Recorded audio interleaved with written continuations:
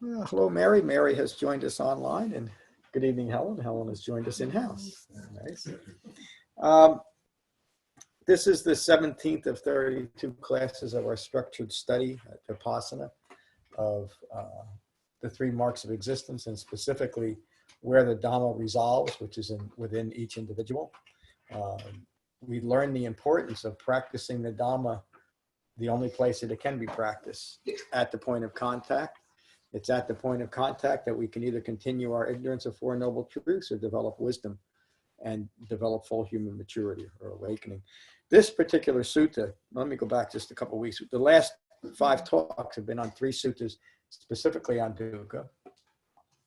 The first sutta, the Dukkha Sutta, we learned that Dukkha, or stressfulness, has 3 forms. The physical form, the physical pain of suffering, the pain of fabrications or mental suffering, and the ongoing pain of constant change, impermanence. And you see that all 3 of those components reside within a self. Again, the point I'm making is there's nothing external that acts on us. There's no external agency. We're not appealing to higher beings or trying to appease higher beings. Everything that the Buddha taught is taught by an individual to develop their own understanding of it. And that's the only way that it can be done. This particular sutta, Sister Vajira is confronting Mara. And so we've learned that Mara and all of the different forms of metaphor that's used throughout the Dhamma, the Buddha's Dhamma, is simply to describe certain mind states. Even during the Buddha's time, metaphor was useful for teaching as a teaching tool, but like the Buddha's time into today, what was mythical, magical, not meant to be incorporated as reality, has done just that. And this was, again, common during the Buddhist time and common today. We've taken these metaphors and made entire Buddhist religions over them, when the Buddha continually warned against doing just that.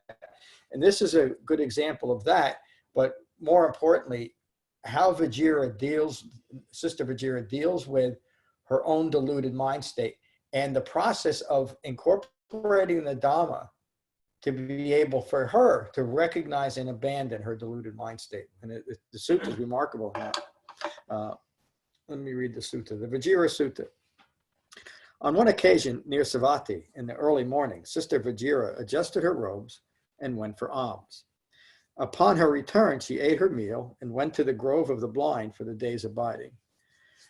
Mara, the evil one, arises in Vajira's mind in the form of doubt, fear, and terror that could cause her to abandon her Dhamma practice. So Mara is always portrayed as a malevolent god, and always with the intention to take the individual away from Dhamma practice by introducing doubt and fear and other negative emotions that an ignorant mind hopes is enough to continue ignorance. In other words, distracted away from the reality of the Buddha's teaching and continue to ignore its own suffering by making suffering a metaphor in your mind. Think about that. This is something, the Buddha doesn't do this. We do it to ourselves. And we'll latch on to metaphors, things that are meant as simply as a teaching tool, and make them real. And again, create entire belief systems that now my own troubled mind is directing my life and directing how I feel and how I think. Again, the Buddha understood this. He understood where it arises from. Remember his rejection of Alara Kalama and Uddaka Ramaputta, because they were teaching similar things. Now, Sister Vajira is dealing with the same thing, the same issue that the Buddha taught, and the same issue that we're resolving, whether we're looking at it in a metaphorical way or simply as a troubled mind. Mara is always metaphor for a troubled mind rooted in ignorance of Four Noble Truths. Notice the eye making in this. The questions that Mara has Vajira, or her own troubled mind has her asking herself, are rooted in eye making. Who created this being? Where is this being's creator? Where did this being originate? Where does this being cease to exist? All self-referential thoughts, aren't they? on the surface, they seem like the most reasonable thought any human being could ask. Why shouldn't I be concerned about where I'm going or where I came from? Of course, the Buddha says that's pure speculation, because you can't know. What's more important, what's singularly significant, is to know where you are, rather than where you think you might have been or where you think you might be going. Because it's all speculation. It can only be a fabricated view. Vajira had a counter thought. It is Mara, the evil one, who has planted these seeds of doubt and fear in my mind, hoping to force me to abandon my Dhamma practice. My mind, distorted and corrupted by ignorance, still clings to fabricated views. These are certainly a heap, and that heap is reference to the 5 clinging aggregates, or a skanda, or kanda. Skanda means a heap. It also means 5 clinging aggregates. That's what she's referring to, a heap of fabrications. One of them is assuming a being was created. That's a pretty big assumption, isn't it, that we must make if we're focused on establishing and maintaining a permanent self. We have to assume that this being was created somehow, and that there's a way of referencing it and understanding it. It's assuming, which is assuming an unfounded question or position. How can I resolve that question if it arises in my mind, rather than recognize it as I'm seeking speculation? If my mind has that thought, and my mind is rooted in ignorance, then I am compelled to find a repository or a safe establishment for that thought. And so the thought then is in a fabricated existence. If I do enough things, I say enough rosaries, do enough bows, do everything right, appease enough gods, then I'll get my reward. It's the same type of thinking. So when it's written here, an unfounded position, she's not really asking the position of the place of the being. Well, it's not a where question. Well, it's simply stating that there's no basis for the question itself. The question itself is rooted in ignorance. Much like he said to Vajira, you know, it's your question yourself that's rooted in ignorance. Let go of the question. Rather than it's a self-referential ego personality insists that every answer, every question it has in its own mind must be answered, and it insists on it because it had the thought. It deserves an answer simply because I'm thinking it. It must have an answer. And because we think that way when our minds are rooted in ignorance, we are at some point in that linear thinking getting to a point where we have to come up with something to satisfy that itch. And so we do. So we create speculative, non-physical existences as a resolution of things that we couldn't otherwise find the resolution for. Is that clear? Mm-hmm. And so this is, again, this refers all the way back to the Vajira Sutta, where the Buddha talks about being stuck in this feedback loop of views rooted in ignorance of Four Noble Truths, reverberating or imprisoned by self-referential views. Every thought, word, and idea that occurs to a self-rooted in ignorance is a self-referential thought. It cannot be. Did that answer your question? Yeah. Okay. Vajira continues. Wisdom shows that no being can be described in this manner, past or future. Just as when a certain assemblage of parts may be called a chariot, so too when the 5 clinging aggregates are present, one assumes a being. It doesn't describe a being. The 5 clinging aggregates are my individual assumption of a being. I'm the one that's clinging these aggregates together and calling them John. Form, feeling, perceptions, mental fabrications, and ongoing consciousness, meaning ongoing thinking rooted in ignorance of Four Noble Truths. Those are the 5 things that I cling together and I tenaciously hold on to be John in the world. So that's the position that's Vajira is referring to. That's the position, and it's an unfounded position, isn't it? Yeah. The 5 clinging aggregates don't describe me. What describes the self? What's one sutta that describes the self? if somebody doesn't answer this, I'm leaving and I'm not coming back. I'm taking my toys and I'm going. Perfect answer. What did the Buddha teach us? Describes us 6 properties. That's it. And none of those properties can be seen as the 5 clinging aggregates, can they? So we can only be those 6 properties. We can never be more. We can have a life experience that includes all the events that a 10, 20, 30, 40, 50, 70, 90, 100-year-old person may have, but it's still those 6 properties that are having the experience. The life doesn't describe a self. The self is impersonal.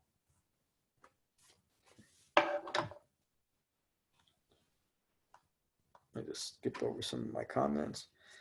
Sister Vajira continues. Wait a minute.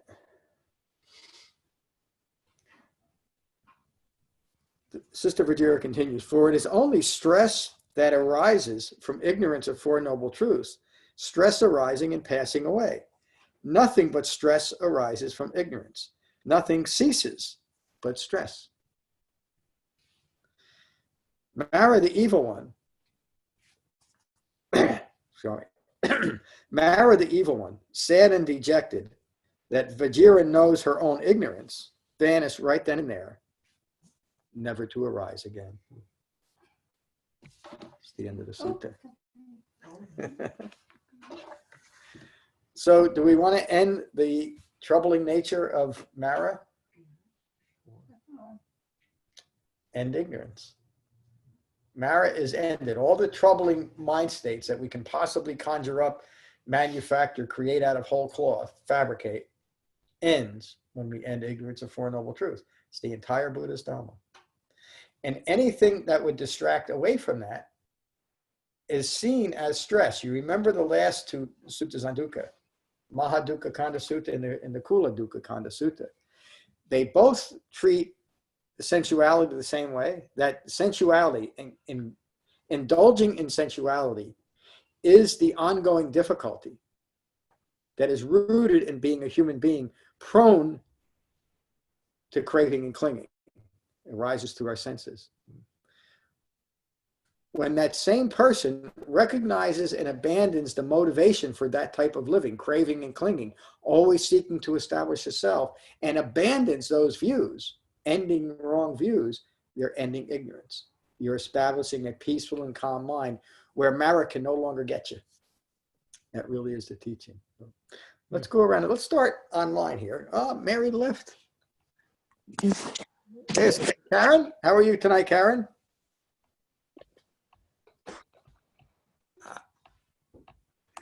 Hello. Hi, Karen. How are you? Good. Good. What did you think of tonight's sutta? Well, again, I mean, I don't know that I have anything to really add to the conversation. I'm just trying to absorb as much as I can because it's all fairly new to me. But so I'd really rather just listen. I'm glad you joined us tonight. Thank you. Jane, how are you tonight? I feel very peaceful. How are you, John?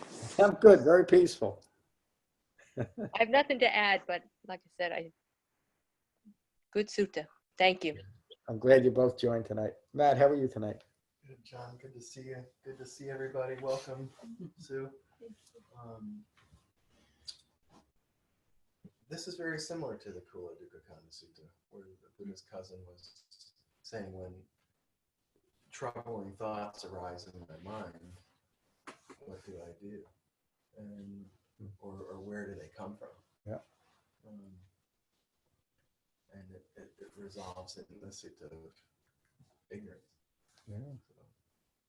Thank you. Yeah, Mahanama was referring to greed, aversion, and deluded thinking, but they're all rooted in ignorance. That was his question to them. And remember both of those suttas. The other aspect of dukkha that the Buddha taught in both of those suttas is the stress and suffering that comes from chasing after fake dharmas. You know, those were really the other central theme in both of those suttas is practicing the Dhamma as it was taught by a Buddha. So. Hello, Lorna. Hello there. Thinking about your own personal fabrications, and it's really difficult sometimes because you're so familiar with your own stuff that goes on in your own mind that it's sometimes really difficult to spot when you're in a fabrication or you're not, and it's really difficult to catch them sometimes. Perhaps the best way to question if you're in a fabrication is to think, am I believing that I'm just the six properties right now? Yeah. And that kind of like always gives you the right answer. Yep. You know, you can either see you're on a fabrication or you are rooted in the moment. Yep. So that's a good way to sort of check them, I find. The other thing is just that, like I was talking to Ron earlier, that you know they can be so pleasant, so comforting, so Familiar. familiar, and you can boost your own ego sometimes through them, and it's hard to sort of just let them go, even though when you come to class you can see they are causing stress in the long run. And you can see the even common sense to that. It is common sense. Yeah. But that's the path, and we're here to learn and be on the path and learn a little bit every time we come, etc. So that's all you can do, and stick with it. Yeah. Thank you. Yeah, it is just that, you know. It's staying with it and understanding that it's up to us to make these changes within ourselves. In other words, the changes don't occur just because I happen to show up here once a week or whatever it might be, or read an occasional Dhamma article. The Dhamma is to be practiced, and as we practice through an Eightfold Path. Very clear. Thank you. Hello, Tim. John, everybody, hello. It's interesting how the short suttas are full of so much Yeah. analysis more than the actual sutta, but it's a very tricky sutta for me because the trickster in it, Mara, is trying to trick sister into recognizing that you are something, this form.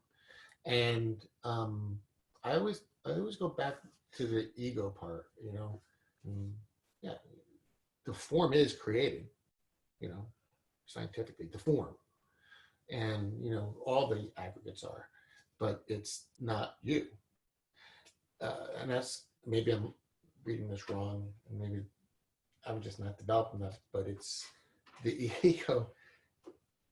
It's hard to reconcile that, even though it makes total sense, because it's onslaught of self-preservation in regards to that sutta for me.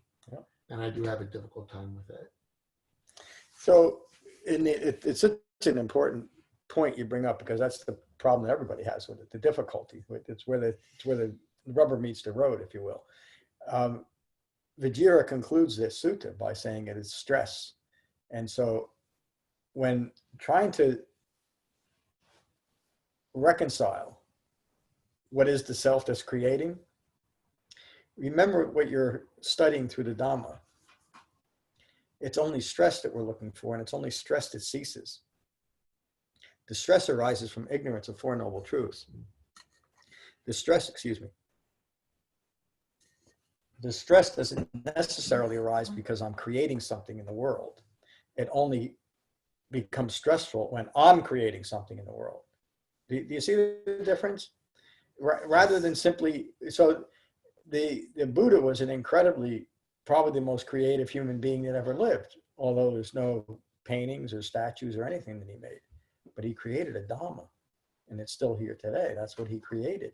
This is what a human being did in the world. It's not like it didn't happen. But he didn't use any self-referential views in which to create it, and so his creation created no additional stress for himself. I mean, it sounds a little bit illogical the way I'm putting it, but that's just what happened. So the underlying issue about who's doing what in the world is itself a fabricated view. It's just, that's how the sutta began. you're asking the same question that Mara's putting in Vajira's mind. Mhm. Who's doing the creating? It's an unfounded question. Yeah. If you find yourself, if you find yourself painting a picture, beautiful picture, you're as good as Van Gogh. You say. Yeah. And so you stop for a minute and you start thinking, wow, I'm really a great painter. We talked a little bit about this in the creative process. You've just stilted your creation in that moment. You might get it back. But when there's eye making there really is no creation, is there? It's when you step out of that and allow what's ever within you to flow, whether you're a painter, a wood carver, or a meditation teacher, or a tractor driver. It's really all about getting out of your way to be the most creative that you can be. But a person who is rooted in ignorance of Four Noble Truths can be pretty creative too. Look at what we've done in the world over, a couple million years. We've created incredible things. So it's not saying that people rooted in ignorance can't create things. We can. But what is our life experience? That's the important thing. So and even, I think it was it Saturday or Tuesday that Nick asked about, what about joy? How do we experience joy? Well, that's, again, a mind rooted in ignorance is what's grasping after. You hear the Dhamma, I mean, I can't have any fun. I can't enjoy anything. I can't do anything. It's really just the opposite. But each and every moment in life is meaningful. It doesn't have to be a pot of gold at the end of the rainbow that gets our attention. The simple fact that I'm here, right now, is enough to be fulfilling when we understand the Dhamma. And that's the significant difference. Thank you for a great question. I hope I answered it. You did. Let me just clarify one thing real quick, Sure. if I may. I get that. I think for me, coming to the roadblock, I was talking about it. I'm having a lot of the hindrances really stop me, and it's the recognition, if I'm at work or through my daily activities, and I recognize something, that initial response of taking it personal, okay, I catch it, but I'm still experiencing it. So I'm experiencing it, but I'm also understanding it. And it's, I guess, that ego, that self-referential being wants it resolved so I can grasp it more. So it's kind of like adding to the stress, and I'm trying to just, Yes. and I'll just be honest with everybody, that my meditations kind of hit that wall where the remorse and all those things that I'm taking personal is just on the meditation process. I'll get forged through it, I think, through proper concentration, right mindfulness. But this to kind of made me really bring that up to the front. So I appreciate your explanation. Thank you, Tim. And again, what you're coming up is against, everybody's come up against this at least once or 100 times. It's very common, and it's what the Buddha talked about when he described the hindrances, didn't he? It was common then, it's common today, excuse me. And what are they there for? They're there to be recognized as a common expression of a mind rooted in ignorance, period. If you try to do anything about it or think that you have an uncommonly high level of doubt, that's just a unique, that's a self-referential view, isn't it? Obviously. And so you describe what to do when it comes up. This is not me. This is not mine. This is not what I am. All of those things, they seem substantial, but it's the last grasping. I did change that, by the way. It's the last grasping of an ego self to say, wait a minute. Let it go. Let it go. And every time you do that, because you'll probably do it more than once, you're diminishing the effect that your conditioned mind has to bring that up in the first place. Another way to describe that quality of mind is Mara, because that's what it is. You remember in the Buddha teaching Mahanama, he said that as long as greed, aversion, and deluded thinking continues to arise in you, it's because it's still part of you. The reason why doubt and uncertainty, et cetera, keeps arising is simply because it's still a part of you. That's not right, wrong, or anything. It's just to be recognized and continue just what you're doing. Thank you. Thank you. Ram.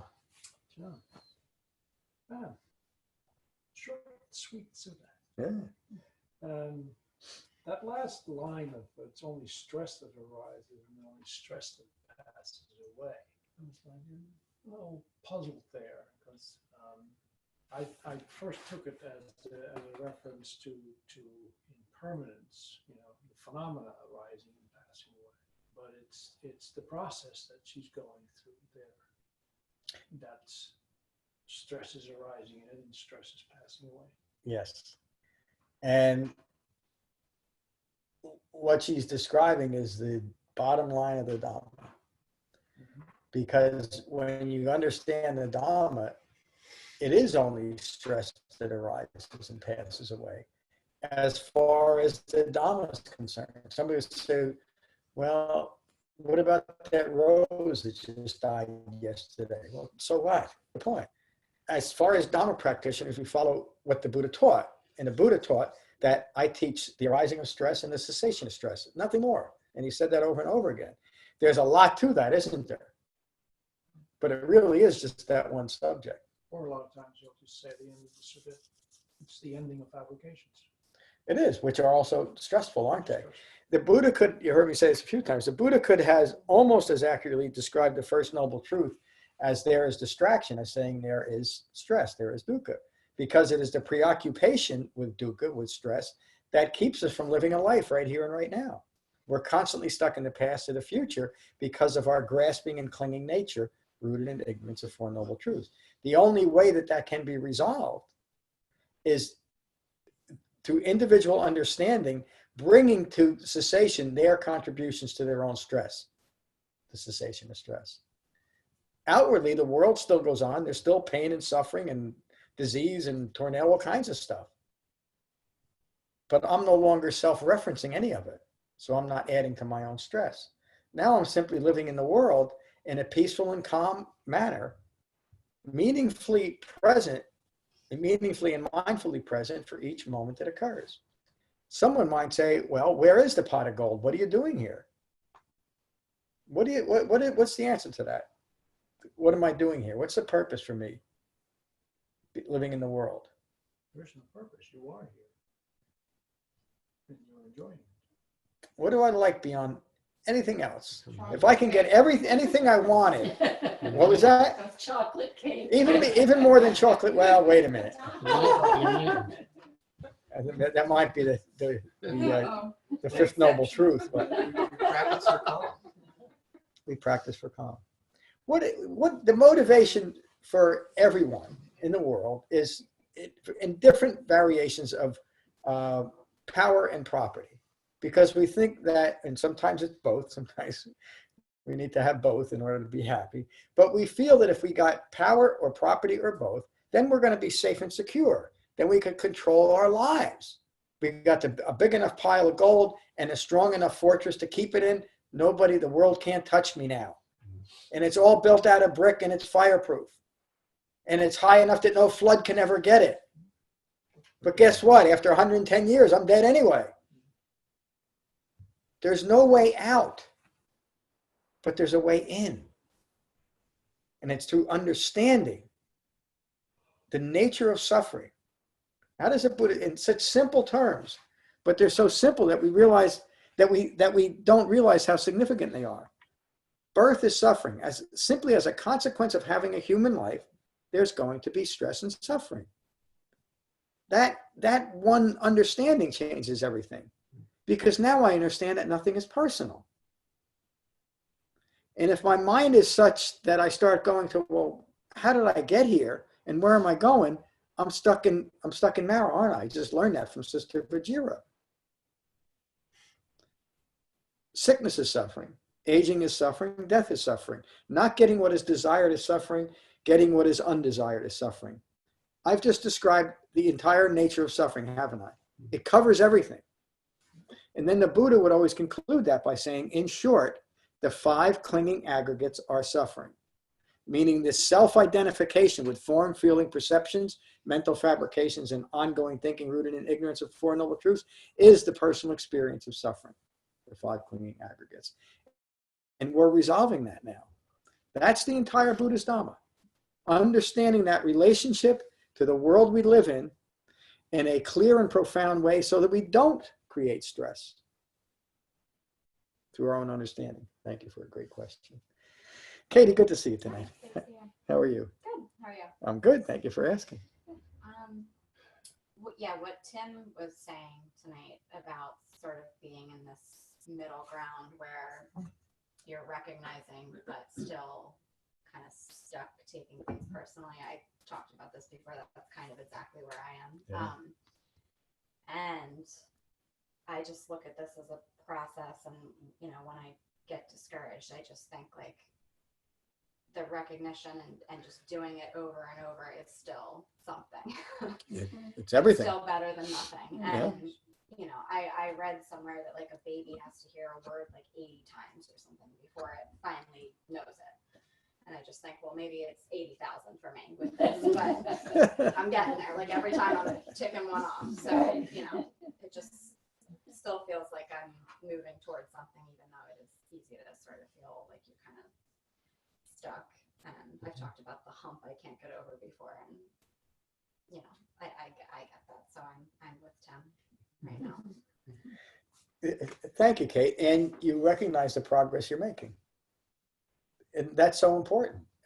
And again, like I said to Tim, all we can do is keep going, especially once we've had the experience of the Dhamma working for us. You know, it works. Our lives are better. Our minds are more calm. We're more present for our own life and more present for other people. And as we continue, it simply gets, our level of understanding gets deeper and deeper. It's just that. Thank you. Sue, welcome to our sangha. Thank you. Thank you, everybody, for being so welcoming. You're welcome. Happy to be here. I sort of related to Mara as a being, like having that be part of a story and a real being, with the panic or the distraction or all the things that come up during meditation. Mm-hmm. It was helpful for me to think of that like in the story. Yeah, and that's, it's just that, you know, Mara is representative of a state of mind, much like other metaphors, and to see it that way. And it does tell a pretty good story, doesn't it? Mm-hmm. You know, the Buddha was brilliant in using it. I don't think he anticipated that, again, people would build religions over his metaphors, but there it is. But it's a perfect metaphor, isn't it, for what's occurring? So, Right. you know, I'm glad you joined our sangha, and welcome. Thank you. Helen, good to see you. Thank you, John. Good to be here. Good to see everybody. You know, I always benefit from what everyone says, and what Tim and Kate have talked about is the degrees, the discrete layers of getting there. Okay. And sometimes you have these breakthroughs and you really feel like you're there. And then a little while later, you're like, oh, I thought I had that. And there's another layer you have to peel to get to the heart of it. And I also have been thinking a lot about what Mary said maybe 1 or 2 weeks ago about a discussion she and David had about how, you know, when you're studying, you're really always on the path. So it isn't like you step off the path or fall off the path or leave the path unless you willingly choose to do so. Yeah. But, you know, sometimes there might be a puddle on the path. And that's what you step in, and it brings you back to your senses. And but that's the gentleness that yeah, you have to have. yeah. You feel like you fell off the path. That means you did something wrong, when in fact it's just it's just the process. Right. It's just where you are at that moment. Right. Yeah. Thank you, Helen. It's really it's telling of an awakened human being's Dhamma that it's always welcoming, isn't it? And it's always, I mean, that's why I say, in order to develop the Dhamma, the one quality is gentleness with ourselves and with the Dhamma. But it allows for us to treat it however we want to treat it, and then take it up authentically again. And it's always there. That the calling the Four Noble Truths noble truths is accurate because they are. They're timeless. They're just as applicable and useful today as they were 2,600 years ago, and they will be as long as human beings inhabit the earth. It's just that way. So we don't need a new or romantic Dhamma. We just need to practice it. And when we find ourselves momentarily off the path, we do what David and Helen just said. We gently get back on it without any judgment at all. We're always free to judge ourselves if we want to, but there's never a value to it. You know, we've developed this notion in the West, but it's starting to spread. Like years ago, Southeast Asian countries would never know of self-hatred and self-loathing. It's not part of their thinking. They don't have words for it, but that's starting to change. But we do. We think there's a value, and it's part of our culture, to first find out all the things we're doing wrong, then beat ourselves up with it for a while, at least a good while, and then maybe we'll get better. Nothing's further from the truth, because all we're doing is reinforcing something that's not true in the first place. It doesn't work. The Buddha teaches that no matter how good or bad we are, we can only be these 6 properties.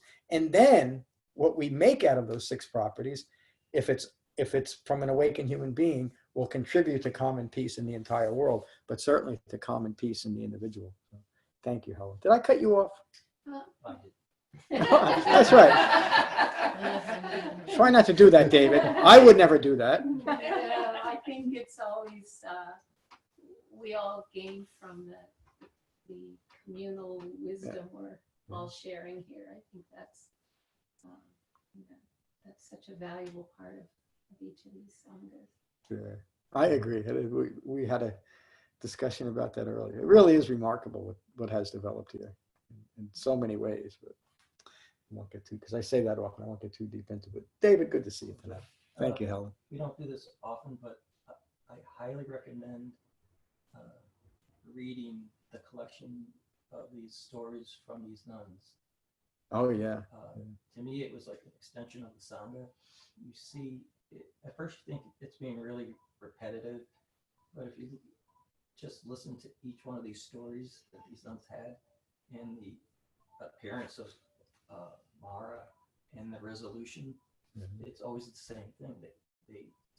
They develop their Dhamma, and sometimes I read this one yesterday. Her parents were crushing her, but in the end, it's herself. Yeah. It's not outside. It's within. It's that second arrow stuff. Yeah. So I recommend this because everyone's really busy, but just like tonight, these are quick little teachings. So I keep it around. I have my phone. I have a hard copy, and when I'm too rushed, I pick one out and I read it, and almost always it gets to the point of what this practice is. Yeah. Thank you. These are remarkable stories, and I will do a series on them at some point, but probably not until next summer, because we've got some good stuff coming up. But they're great stories, and they are a quick and easy read, so I would suggest you all do that. Thank you. Hi, Bonnie. John, everybody. So to stay with the metaphor of Mara, I feel like practicing the Dhamma, and I feel like while the stress from the outside, I feel like I've been wrestling with Mara, and trying to take refuge in my breath. And I think, so it's like almost wrestling to stay and finding my balance on the path. But as the stress is there and very present, I think my end result is that the breath, coming back to breath in that sort of wrestling match has been really helpful. Mm-hmm. And sometimes,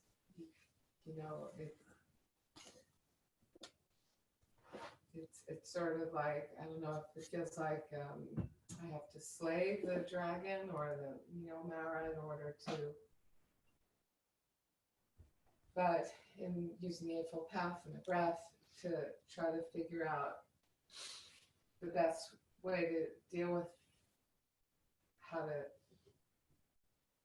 make peace, compromise, and so although it's all still stuff that happens, I've been trying to make my way through it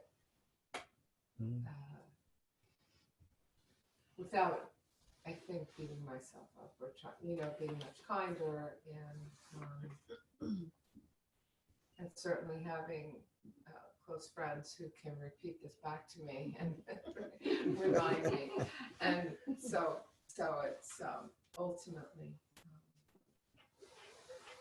it's very helpful and useful in managing the dragons. Thank you, Bonnie. And sometimes not sometimes, when it's needed, the best thing about practice is our breath, isn't it? Because we'll remember when things are really stressful, all I can do is get a hold of my breath again, get back in my body, even if it's just for a moment. And the stress might take me right out in the next breath. And so I take another breath and keep coming back. The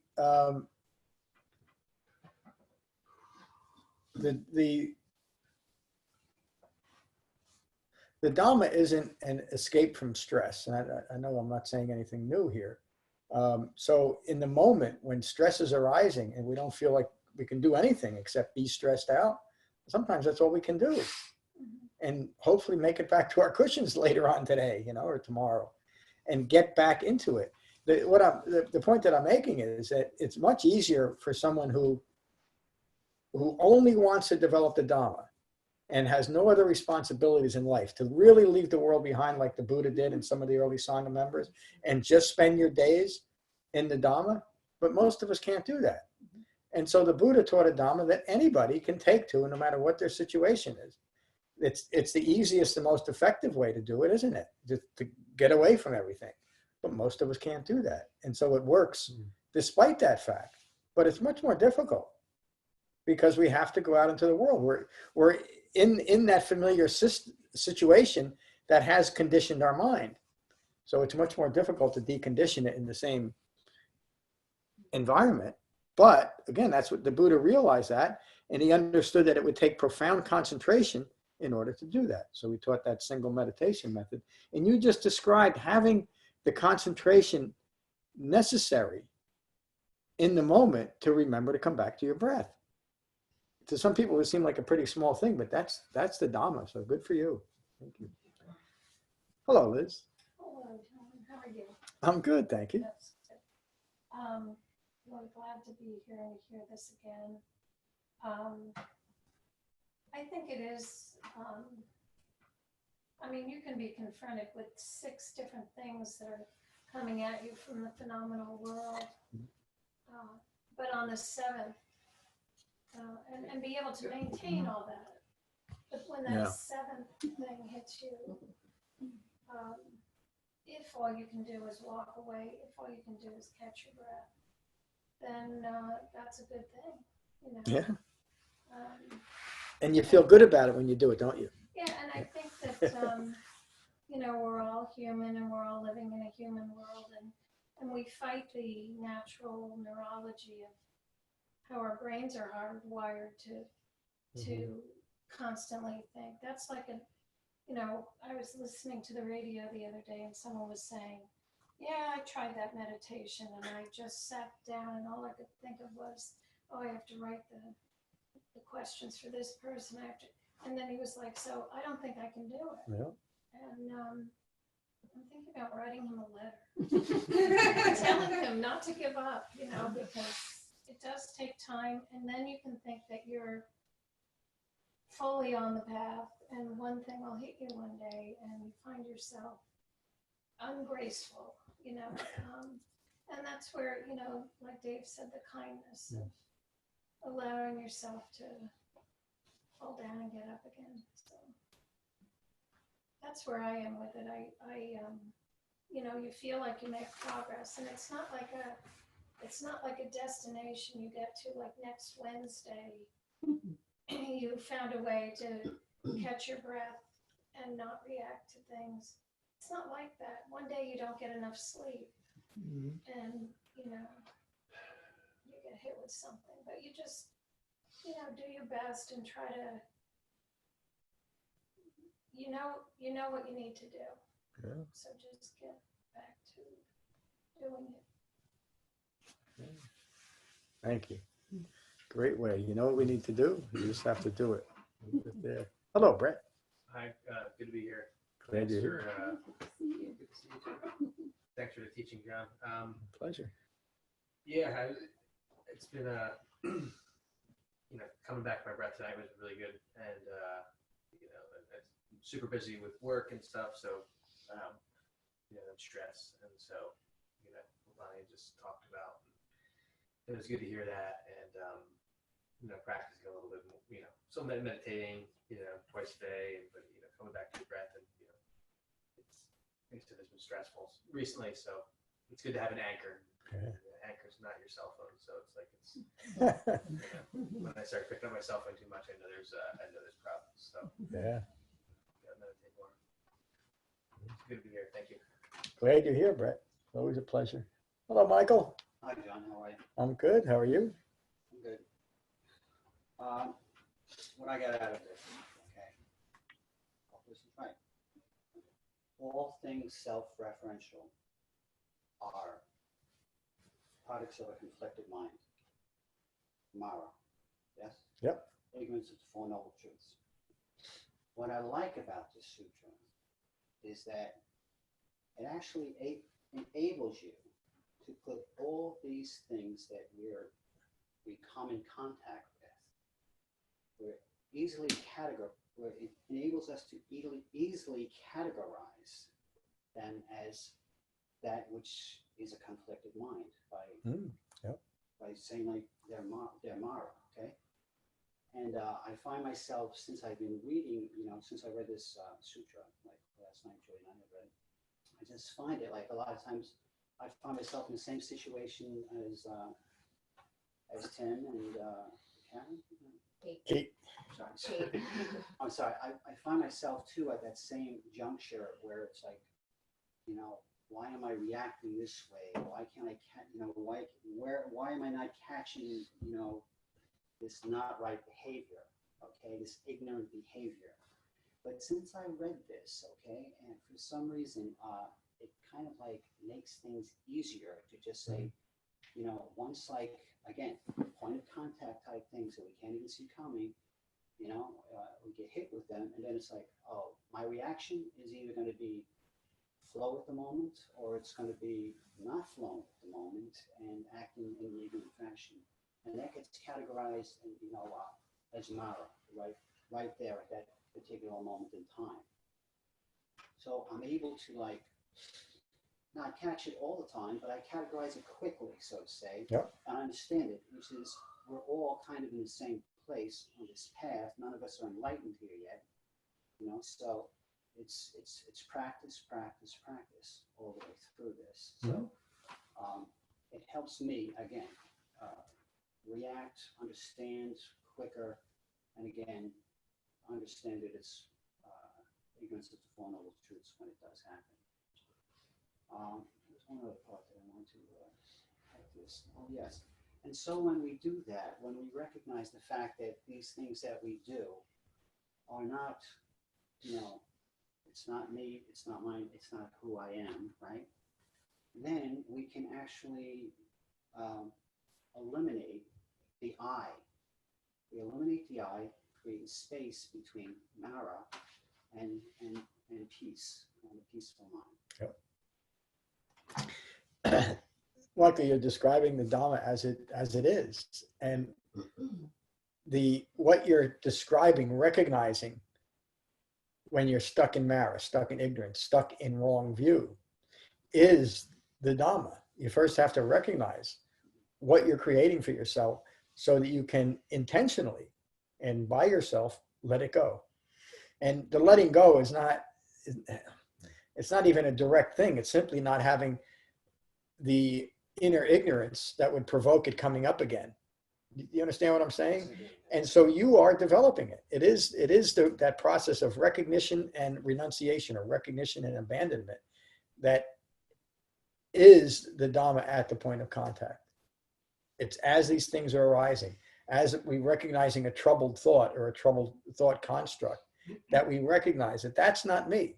That's a fabrication. And end it right there. In other words, don't get into analysis and digging things apart and picking at the scab. It's enough to know it's a fabricated view. Let it go and come back into the moment, just as you're doing.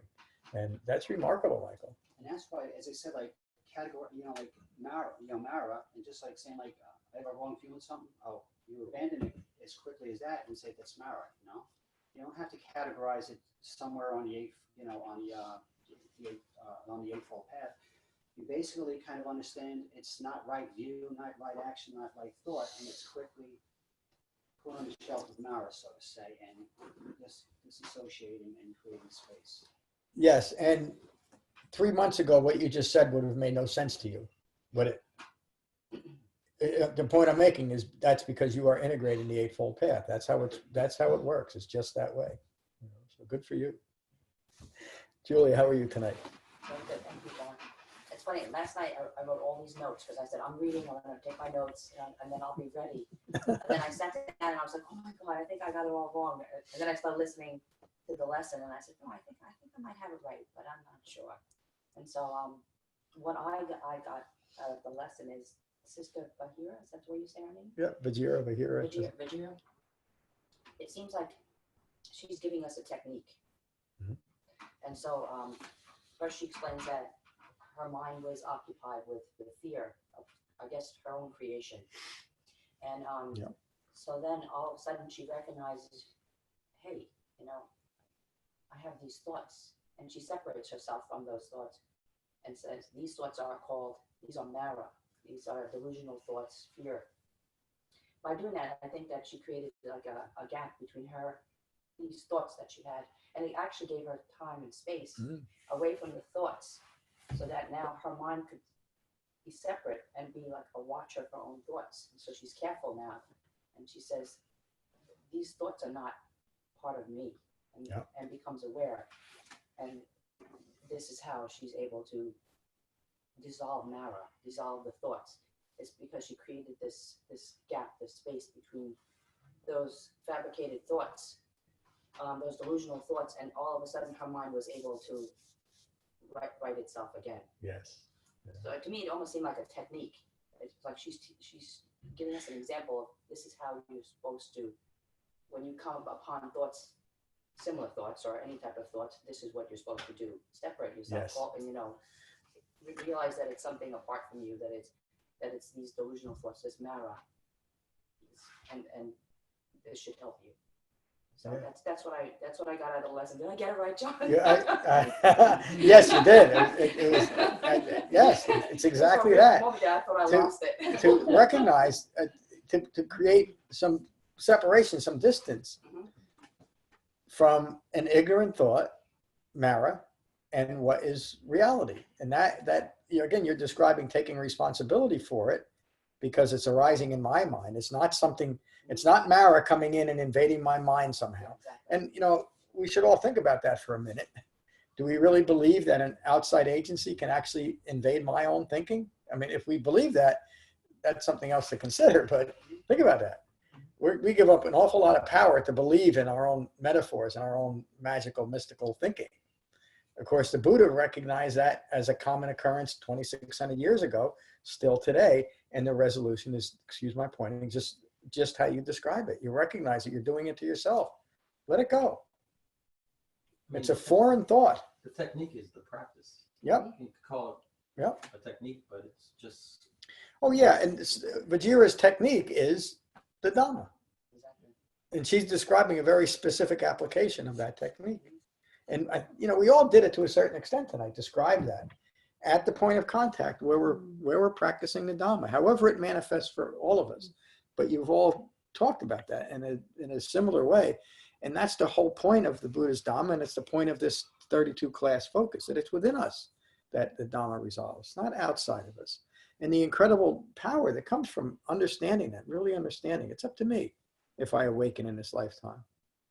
And it's not up to me whether I'm good enough or know the right people or have enough merit or any of that. Am I willing to do it? And again, the Buddha taught any human being can develop this. It's up to us to develop that calm and peaceful mind. David, did I cut you off?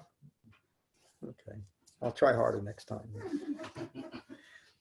Any other questions or comments about our talk tonight? Karen, any other questions or comments? Jane? Nothing? Okay. Well, I think we covered everything. Is there any announcement that I haven't touched on? Okay. We'll finish with metta as we always do.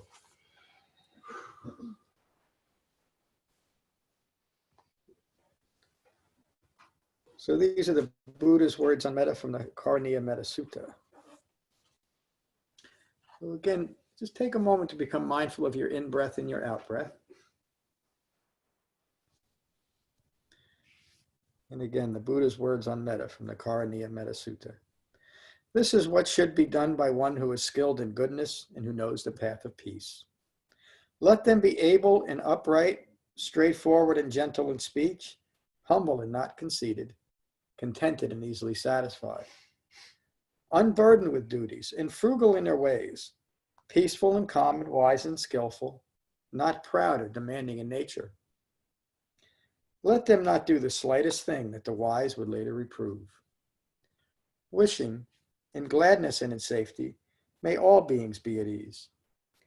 Whatever living beings there may be, whether they are weak or strong, omitting none, the great or the mighty, medium, short, or small, the seen and the unseen, those living near and far away, those born and to be born, may all beings be at ease. Let none deceive another or despise any being in any state.